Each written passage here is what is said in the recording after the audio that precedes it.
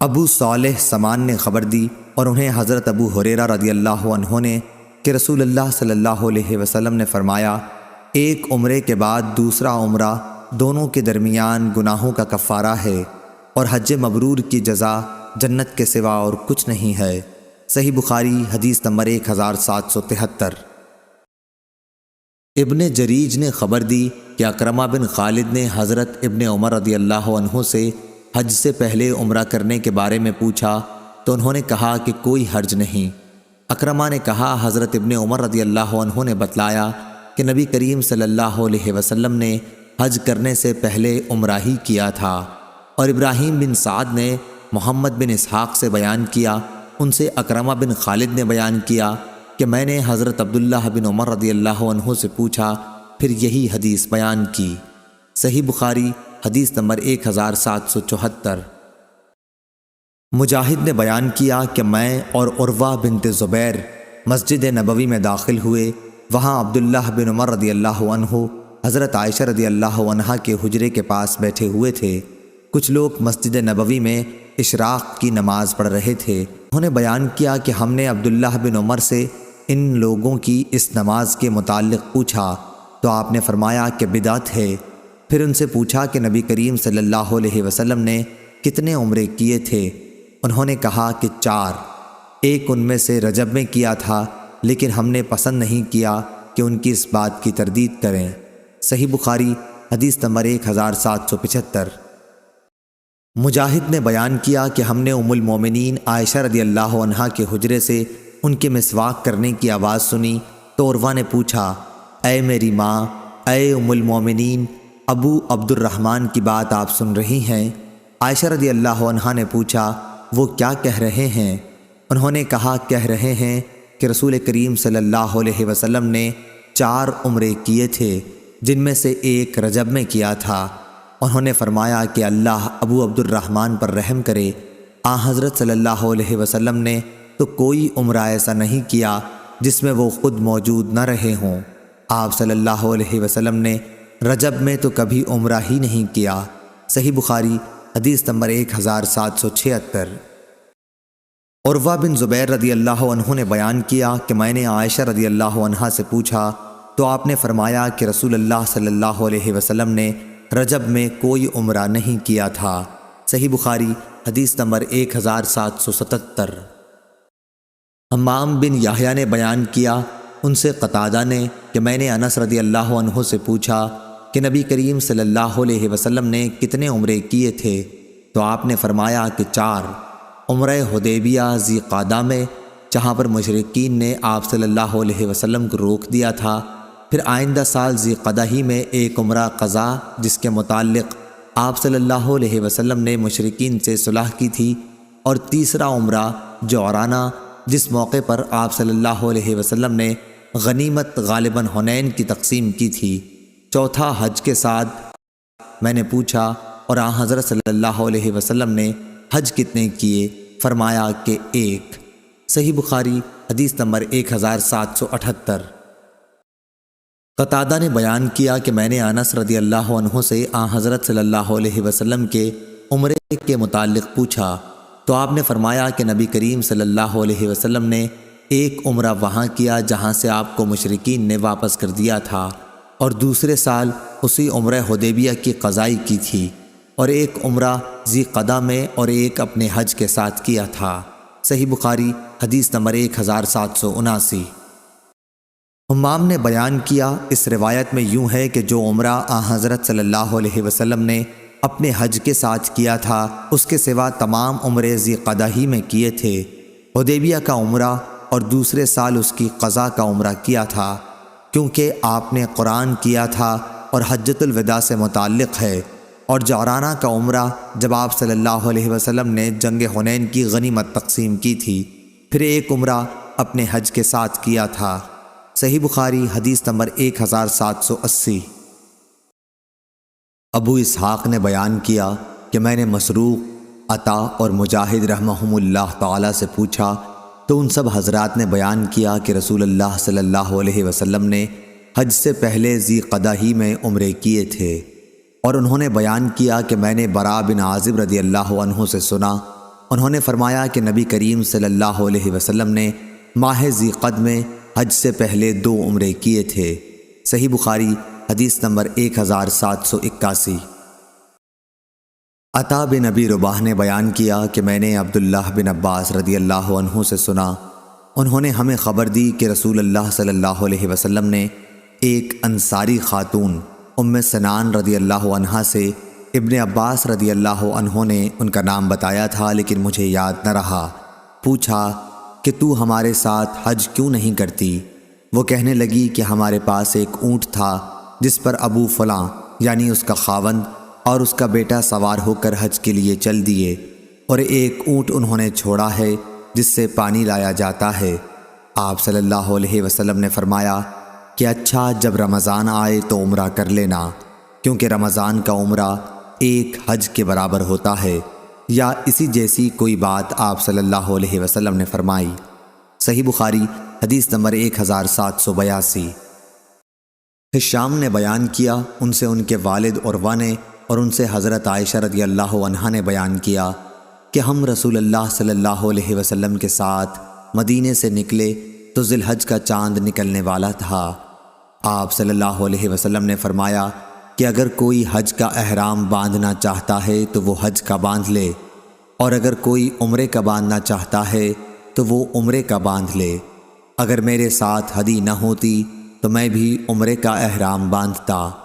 حضرت عائشہ رضی اللہ عنہا نے بیان کیا کہ ہم میں بعض نے تو عمرے کا احرام باندھا اور بعض نے حج کا احرام باندھا۔ میں بھی ان لوگوں میں تھی جنہوں نے عمرے کا احرام باندھا تھا، لیکن عرفہ کا دن آیا تو میں اس وقت حائضہ تھی، چنانچہ میں نے حضور صلی اللہ علیہ وسلم سے شکایت کی۔ آپ صلی اللہ علیہ وسلم نے فرمایا کہ پھر عمرہ چھوڑ دے اور سر کھول دے اور اس میں کنگاہ کر لے، پھر حج کا احرام باندھ لینا۔ میں نے ایسا ہی کیا۔ جب محسب کے قیام کی رات آئی تو حضور صلی اللہ علیہ وسلم نے عبد الرحمن کو میرے ساتھ تنعیم بھیجا، وہاں سے میں نے عمرے کا احرام اپنے اس عمرے کے بدلے میں باندھا جس کو توڑ ڈالا تھا۔ صحیح بخاری حدیث نمبر 1783۔ سفیان بن عینہ نے بیان کیا، ان سے عمرو بن دینار نے، انہوں نے عمرو بن عوس سے سنا، ان کو عبد الرحمن بن ابی بکر رضی اللہ عنہ نے خبر دی کہ رسول اللہ صلی اللہ علیہ وسلم نے انہیں حکم دیا تھا کہ عائشہ رضی اللہ عنہا کو اپنے ساتھ سواری پر لے جائیں اور تنعیم سے انہیں عمرہ کرا لائیں۔ سفیان بن عینہ نے کہیں یوں کہا، میں نے عمرو بن دینار سے سنا، کہیں یوں کہا، میں نے کئی بار اس حدیث کو عمرو بن دینار سے سنا۔ صحیح بخاری حدیث نمبر 1784۔ جابر بن عبداللہ رضی اللہ عنہ نے بیان کیا کہ نبی کریم صلی اللہ علیہ وسلم اور آپ صلی اللہ علیہ وسلم کے اصحاب نے حج کا احرام باندھا تھا، اور آن حضرت صلی اللہ علیہ وسلم اور طلحہ رضی اللہ عنہ کے سوا قربانی کسی کے پاس نہیں تھی۔ انہی دنوں میں حضرت علی رضی اللہ عنہ یمن سے آئے تو ان کے ساتھ بھی قربانی تھی۔ انہوں نے کہا کہ جس چیز کا احرام رسول اللہ صلی اللہ علیہ وسلم نے باندھا ہے میرا بھی احرام وہی ہے۔ آن حضرت صلی اللہ علیہ وسلم نے اپنے اصحاب رضی اللہ عنہم کو مکے میں پہنچ کر اس کی اجازت دے دی تھی کہ اپنے حج کو عمرے میں تبدیل کر دیں اور بیت اللہ کا طواف اور صفا مروہ کی سعی کر کے بال ترشوا لیں اور احرام کھول دیں، لیکن وہ لوگ ایسا نہ کریں جن کے ساتھ قربانی ہو۔ اس پر لوگوں نے کہا کہ ہم منا سے حج کے لیے اس طرح سے جائیں گے کہ ہمارے ذکر سے منی ٹپک رہی ہو۔ یہ بات رسول اللہ تک پہنچی تو آپ صلی اللہ علیہ وسلم نے فرمایا، جو بات اب ہوئی اگر پہلے سے معلوم ہوتی تو میں اپنے ساتھ ہدی نہ لاتا، اور اگر میرے ساتھ ہدی نہ ہوتی تو افعال عمرہ ادا کرنے کے بعد میں بھی احرام کھول دیتا۔ عائشہ رضی اللہ عنہا اس حج میں حائضہ ہو گئی تھیں، اس لیے انہوں نے اگرچہ تمام مناسک ادا کیے لیکن بیت اللہ کا طواف نہیں کیا۔ پھر جب وہ پاک ہو گئیں اور طواف کر لیا تو عرض کی، یا رسول اللہ صلی اللہ علیہ وسلم، سب لوگ حج اور عمرہ دونوں کر کے واپس ہو رہے ہیں لیکن میں صرف حج کر سکی ہوں۔ آپ نے اس پر عبد الرحمن بن ابی بکر رضی اللہ عنہ سے کہا کہ انہیں ہمراہ لے کر تنعیم جائیں اور عمرہ کرا لائیں۔ یہ عمرہ حج کے بعد ذی الحج کے ہی مہینے میں ہوا تھا۔ آن حضرت صلی اللہ علیہ وسلم جب جمرہ عقبہ کی رمی کر رہے تھے تو سراقہ بن مالک بن جاشم آپ صلی اللہ علیہ وسلم کی خدمت میں حاضر ہوئے اور پوچھا، یا رسول اللہ، کیا یہ عمرہ اور حج کے درمیان احرام کھول دینا صرف آپ صلی اللہ علیہ وسلم ہی کے لیے ہے؟ حضرت صلی اللہ علیہ وسلم نے فرمایا کہ نہیں، بلکہ ہمیشہ کے لیے ہے۔ صحیح بخاری حدیث نمبر 1785۔ ہشام بن عروہ نے بیان کیا، کہا کہ مجھے میرے والد عروہ نے خبر دی، کہا کہ مجھے عائشہ رضی اللہ عنہا نے خبر دی۔ انہوں نے کہا کہ ذی الحج کا چاند نکلنے والا تھا کہ ہم رسول اللہ صلی اللہ علیہ وسلم کے ساتھ مدینے سے حج کے لیے چلے۔ حضرت صلی اللہ علیہ وسلم نے فرمایا کہ جو عمرے کا احرام باندھنا چاہے وہ عمرے کا باندھ لے، اور جو حج کا باندھنا چاہے وہ حج کا باندھ لے۔ اگر میں اپنے ساتھ قربانی نہ لاتا تو میں بھی عمرے کا ہی احرام باندھتا۔ چنانچہ بہت سے لوگوں نے عمرے کا احرام باندھا اور بہتوں نے حج کا۔ میں بھی ان لوگوں میں تھی جنہوں نے عمرے کا احرام باندھا تھا، مگر میں مکہ میں داخل ہونے سے پہلے حائضہ ہو گئی۔ عرفہ کا دن آ گیا اور ابھی میں حائضہ ہی تھی۔ اس کا رونا میں رسول اللہ صلی اللہ علیہ وسلم کے سامنے روئی۔ آپ صلی اللہ علیہ وسلم نے فرمایا کہ عمرہ چھوڑ دے اور سر کھول لے اور کنگاہ کر لے، پھر حج کا احرام باندھ لینا۔ چنانچہ میں نے ایسا ہی کیا۔ اس کے بعد جب محسب کی رات آئی تو حضرت صلی اللہ علیہ وسلم نے میرے ساتھ عبد الرحمن کو تنعیم بھیجا۔ وہ مجھے اپنی سواری پر پیچھے بٹھا کر لے گئے۔ وہاں سے عائشہ رضی اللہ عنہا نے اپنے چھوڑے ہوئے عمرے کے بجائے دوسرے عمرے کا احرام باندھا۔ اس طرح اللہ تعالیٰ نے ان کا بھی حج اور عمرہ دونوں ہی پورے کر دیے۔ نہ تو اس کے لیے انہیں قربانی لانی پڑی، نہ صدقہ دینا پڑا، اور نہ روزہ رکھنا پڑا۔ صحیح بخاری حدیث نمبر 1786۔ ابن عون نے بیان کیا، ان سے قاسم بن محمد نے، اور دوسری روایت میں ابن عون ابراہیم سے روایت کرتے ہیں اور وہ اسود سے۔ انہوں نے بیان کیا کہ حضرت عائشہ رضی اللہ عنہا نے کہا، یا رسول اللہ صلی اللہ علیہ وسلم، لوگ تو 2 نسک حج اور عمرہ کر کے واپس ہو رہے ہیں، اور میں نے صرف 1 نسک حج کیا ہے۔ اس پر ان سے کہا گیا کہ پھر انتظار کریں، اور جب پاک ہو جائیں تو تنعیم جا کر وہاں سے عمرے کا احرام باندھیں، پھر ہم سے فلاں جگہ آ ملیں، اور یہ کہ اس عمرے کا ثواب تمہارے خرچ اور محنت کے مطابق ملے گا۔ صحیح بخاری حدیث نمبر 1787۔ افلاح بن حمید نے بیان کیا، ان سے قاسم بن محمد نے، اور ان سے حضرت عائشہ رضی اللہ عنہا نے بیان کیا کہ حج کے مہینوں اور آداب میں ہم حج کا احرام باندھ کر مدینے سے چلے اور مقام صرف میں پڑاؤ کیا۔ نبی کریم صلی اللہ علیہ وسلم نے اپنے اصحاب سے فرمایا کہ جس کے ساتھ قربانی نہ ہو اور وہ چاہے کہ اپنے حج کے احرام کو عمرے سے بدل دے تو وہ ایسا کر سکتا ہے، لیکن جس کے ساتھ قربانی ہے وہ ایسا نہیں کر سکتا۔ نبی کریم صلی اللہ علیہ وسلم اور آپ کے بعض مقدور والوں کے ساتھ قربانی تھی، اس لیے ان کا احرام صرف عمرے کا نہیں رہا۔ پھر نبی کریم صلی اللہ علیہ وسلم میرے یہاں تشریف لائے تو میں رو رہی تھی۔ آپ صلی اللہ علیہ وسلم نے دریافت فرمایا کہ رو کیوں رہی ہو؟ میں نے کہا، آپ صلی اللہ علیہ وسلم نے اپنے اصحاب سے جو کچھ فرمایا میں سن رہی تھی، اب تو میرا عمرہ ہو گیا۔ آپ صلی اللہ علیہ وسلم نے پوچھا، کیا بات ہوئی؟ میں نے کہا کہ میں نماز نہیں پڑھ سکتی حیض کی وجہ سے۔ حضرت صلی اللہ علیہ وسلم نے اس پر فرمایا کہ کوئی حرج نہیں، تو بھی آدم کی بیٹیوں میں سے ایک ہے، اور جو ان سب کے مقدر میں لکھا ہے وہی تمہارا بھی مقدر ہے۔ اب حج کا احرام باندھ لے، شاید اللہ تعالیٰ تمہیں عمرہ بھی نصیب کرے۔ عائشہ رضی اللہ عنہا نے بیان کیا کہ میں نے حج کا احرام باندھ لیا۔ پھر جب ہم حج سے فارغ ہو کر اور منا سے نکل کر محسب میں اترے تو حضرت صلی اللہ علیہ وسلم نے عبد الرحمن کو بلایا اور ان سے کہا کہ اپنی بہن کو حد حرم سے باہر لے جا، تنعیم، تاکہ وہ وہاں سے عمرے کا احرام باندھ لیں، پھر طواف و سعی کرو، ہم تمہارا انتظار یہیں کریں گے۔ ہم آدھی رات کو آپ کی خدمت میں پہنچے تو آپ صلی اللہ علیہ وسلم نے پوچھا، کیا فارغ ہو گئے؟ میں نے کہا ہاں۔ حضرت صلی اللہ علیہ وسلم نے اس کے بعد اپنے اصحاب میں کوچ کا اعلان کر دیا۔ بیت اللہ کا طواف ودا کرنے والے لوگ صبح کی نماز سے پہلے ہی روانہ ہو گئے اور مدینہ کی طرف چل دیے۔ صحیح بخاری حدیث نمبر 1788۔ صفوان بن یعلی بن امیہ نے بیان کیا، ان سے ان کے والد نے کہ نبی کریم صلی اللہ علیہ وسلم جعرانہ میں تھے تو آپ صلی اللہ علیہ وسلم کی خدمت میں ایک شخص حاضر ہوا، جبہ پہنے ہوئے اور اس پر خلوق یا زردی کا نشان تھا۔ اس نے پوچھا، مجھے اپنے عمرے میں آپ کس طرح کرنے کا حکم دیتے ہیں؟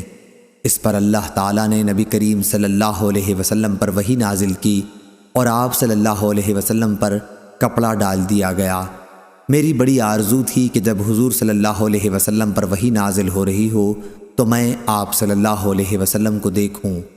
عمر رضی اللہ عنہ نے فرمایا، یہاں آؤ، نبی کریم صلی اللہ علیہ وسلم پر جب وحی نازل ہو رہی ہو اس وقت تم حضور صلی اللہ علیہ وسلم کو دیکھنے کے آرزو مند ہو؟ میں نے کہا ہاں۔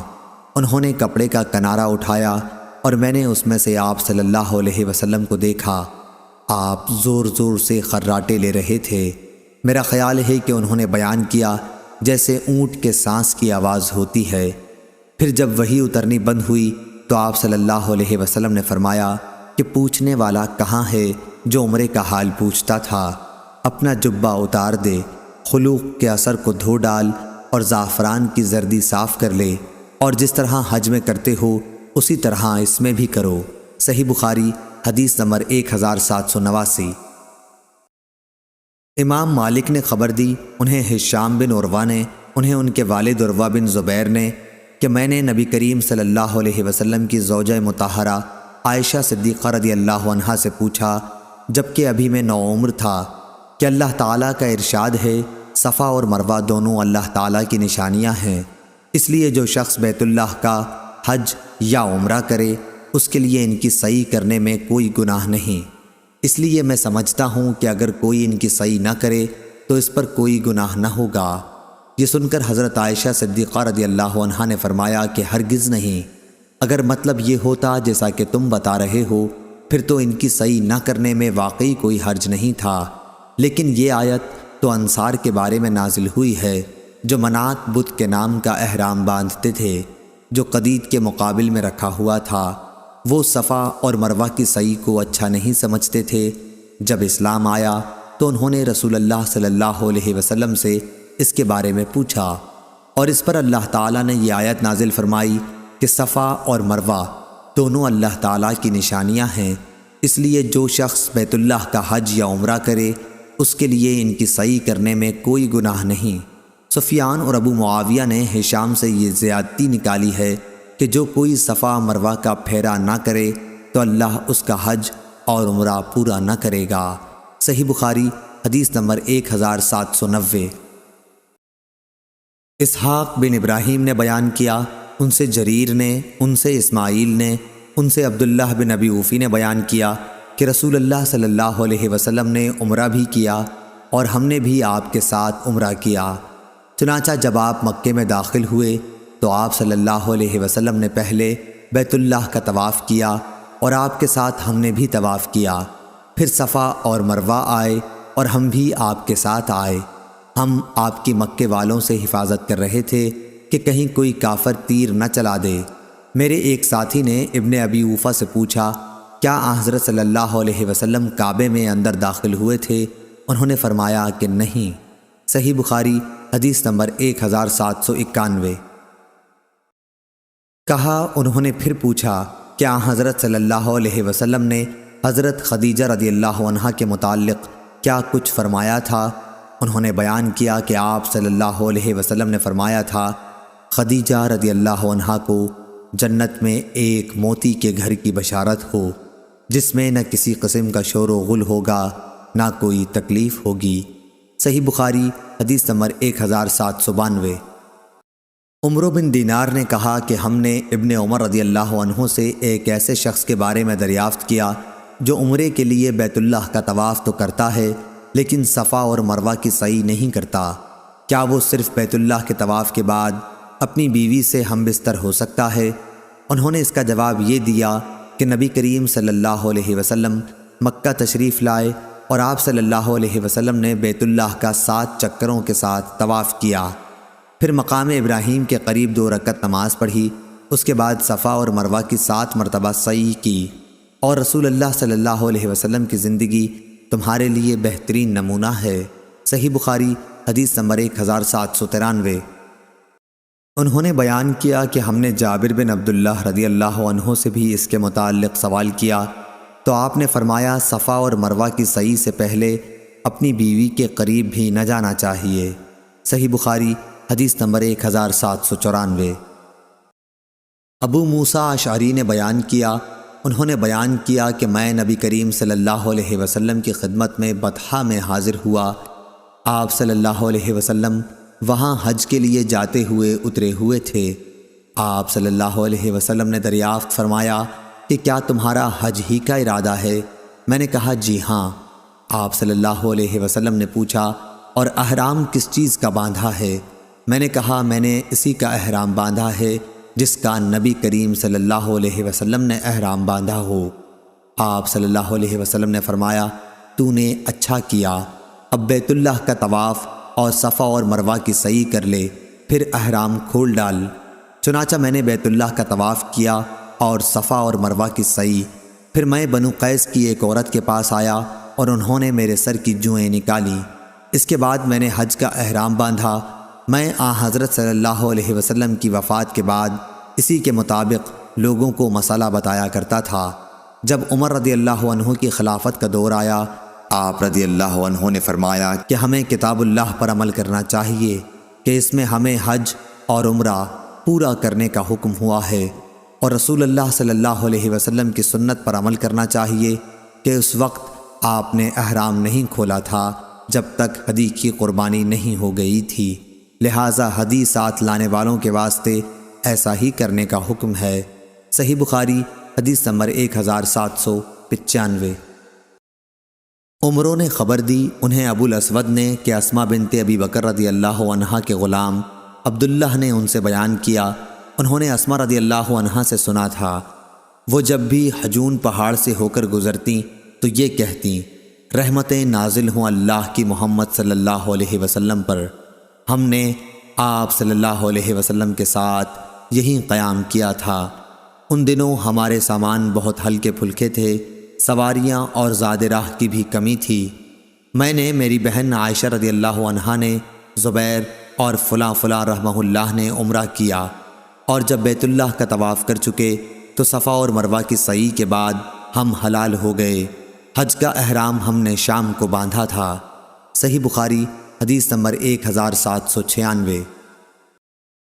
امام مالک نے خبر دی انہیں نافع نے اور انہیں حضرت عبداللہ بن عمر رضی اللہ عنہ نے کہ رسول اللہ صلی اللہ علیہ وسلم جب کسی غزوہ یا حج و عمرے سے واپس ہوتے تو جب بھی کسی بلند جگہ چڑھاؤ ہوتا تو 3 مرتبہ اللہ اکبر کہتے اور یہ دعا پڑھتے، اللہ کے سوا کوئی معبود نہیں، وہ اکیلا ہے، اس کا کوئی شریک نہیں، ملک اسی کا ہے اور حمد اسی کے لیے ہے، وہ ہر چیز پر قادر ہے، ہم واپس ہو رہے ہیں توبہ کرتے ہوئے، عبادت کرتے ہوئے، اپنے رب کے حضور سجدہ کرتے ہوئے اور اس کی حمد کرتے ہوئے۔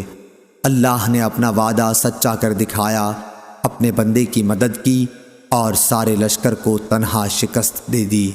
فتح مکہ کی طرف اشارہ ہے۔ صحیح بخاری حدیث نمبر 1797۔ خالد نے بیان کیا ان سے اکرمہ نے اور ان سے ابن عباس رضی اللہ عنہ نے بیان کیا کہ جب نبی کریم صلی اللہ علیہ وسلم مکہ تشریف لائے تو بنو عبد المطلب کے چند بچوں نے آپ صلی اللہ علیہ وسلم کا استقبال کیا۔ آپ صلی اللہ علیہ وسلم نے ایک بچے کو اپنی سواری کے آگے بٹھا لیا اور دوسرے کو پیچھے۔ صحیح بخاری حدیث نمبر 1798۔ انس بن عیاض نے بیان کیا ان سے عبید اللہ نے، ان سے نافع نے اور ان سے حضرت عبداللہ بن عمر رضی اللہ عنہ نے کہ نبی کریم رسول اللہ صلی اللہ علیہ وسلم جب مکہ تشریف لے جاتے تو مسجد شجرہ میں نماز پڑھتے اور جب واپس ہوتے تو ذوالحلیفہ کی وادی کے نشیب میں نماز پڑھتے۔ آپ صلی اللہ علیہ وسلم صبح تک ساری رات وہیں رہتے۔ صحیح بخاری حدیث نمبر 1799۔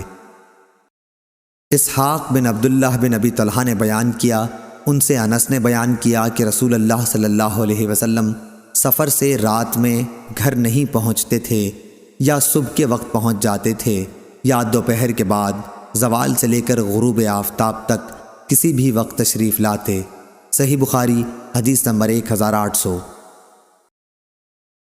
شعبہ نے بیان کیا، ان سے محارب بن دثار نے اور ان سے جابر رضی اللہ عنہ نے کہ رسول اللہ صلی اللہ علیہ وسلم نے سفر سے گھر رات کے وقت اترنے سے منع فرمایا۔ صحیح بخاری حدیث نمبر 1801۔ حمید طویل نے خبر دی، انہوں نے انس بن مالک رضی اللہ عنہ سے سنا کہ آپ نے کہا کہ جب رسول اللہ صلی اللہ علیہ وسلم سفر سے مدینہ واپس ہوتے اور مدینہ کے بالائی علاقوں پر نظر پڑتی تو اپنی اونٹنی کو تیز کر دیتے، کوئی دوسرا جانور ہوتا تو اسے بھی ایڑ لگاتے۔ ابو عبداللہ امام بخاری نے کہا کہ حارث بن عمیر نے حمید سے یہ تلفظ زیادہ کیے ہیں کہ مدینہ سے محبت کی وجہ سے سواری تیز کر دیتے تھے۔ صحیح بخاری حدیث نمبر 1802۔ شعبہ نے بیان کیا، ان سے ابو اسحاق نے کہ میں نے برا بن عازب رضی اللہ عنہ سے سنا، انہوں نے کہا کہ یہ آیت ہمارے بارے میں نازل ہوئی۔ انصار جب حج کے لیے آئے تو احرام کے بعد گھروں میں دروازوں سے نہیں جاتے بلکہ دیواروں سے کود کر گھر کے اندر داخل ہوا کرتے تھے۔ پھر اسلام لانے کے بعد ایک انصاری شخص آیا اور دروازے سے گھر میں داخل ہو گیا، اس پر لوگوں نے لعنت ملامت کی تو یہ وحی نازل ہوئی کہ یہ کوئی نیکی نہیں ہے کہ گھروں میں پیچھے سے دیواروں پر چڑھ کر آؤ، بلکہ نیک وہ شخص ہے جو تقوی اختیار کرے اور گھروں میں ان کے دروازوں سے آیا کرو۔ صحیح بخاری حدیث نمبر 1803۔ عبداللہ بن مسلمہ قامبی نے بیان کیا، ان سے مالک نے، سمی سے، ان سے ابو صالح نے اور ان سے ابو ہریرہ رضی اللہ عنہ نے بیان کیا کہ نبی کریم صلی اللہ علیہ وسلم نے فرمایا، سفر عذاب کا ایک ٹکڑا ہے، آدمی کو کھانے پینے اور سونے ہر ایک چیز سے روک دیتا ہے، اس لیے جب کوئی اپنی ضرورت پوری کر چکے تو فوراً گھر واپس آ جائے۔ صحیح بخاری حدیث نمبر 1804۔ زید بن اسلم نے خبر دی، ان سے ان کے باپ نے بیان کیا کہ میں حضرت عبداللہ بن عمر رضی اللہ عنہ کے ساتھ مکے کے راستے میں تھا کہ انہیں اپنی بیوی صفیہ بنت ابی عبید کی سخت بیماری کی خبر ملی اور وہ نہایت تیزی سے چلنے لگے۔ پھر جب سرخی غروب ہو گئی تو سواری سے نیچے اترے اور مغرب اور عشاء ایک ساتھ ملا کر پڑھیں۔ اس کے بعد فرمایا کہ میں نے رسول اللہ صلی اللہ علیہ وسلم کو دیکھا کہ جب جلدی چلنا ہوتا تو مغرب میں دیر کر کے دونوں عشاء اور مغرب کو ایک ساتھ ملا کر پڑھتے تھے۔ صحیح بخاری حدیث نمبر 1805۔